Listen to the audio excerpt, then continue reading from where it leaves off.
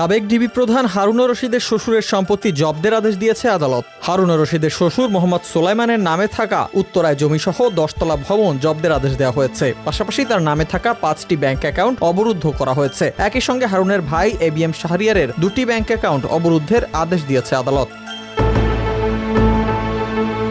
ঢাকা মহানগর দায়রা জজ মোহাম্মদ জাকির হোসেন গালিবের আদালত দুদকের পৃথক 2টি আবেদনের প্রেক্ষিতে এই আদেশ দেন। দুদকের জনসংযোগ কর্মকর্তা আক্তারুল ইসলাম এ তথ্য জানিয়েছেন। এদিকে দুদকের উপপরিচালক মোহাম্মদ জয়নাল আবেদিন এই আবেদন করেন। শুনানি শেষে আদালত আবেদন মঞ্জুর করেন।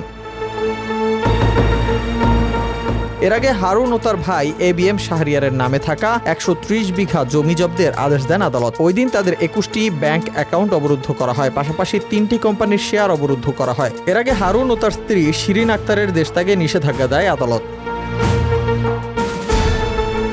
ঢাকা মহানগর পুলিশের আলোচিত অতিরিক্ত কমিশনার হারুনুর রশিদ ও তার ভাই ABM শাহরিয়ারের আয়কর নথি জব্দের আদেশ দেন আদালত। হারুন ও তার স্ত্রী শিরিন আক্তার এবং শাহরিয়ারের বিরুদ্ধে 3টি মামলা করেছে দুদক। মামলাগুলো দুদক আইন 2004-এর 27-এর 1 ধারা ও 1947 সালের দুর্নীতি প্রতিরোধ আইনের 5-এর 2 ধারায় দায়ের করা হয়েছে।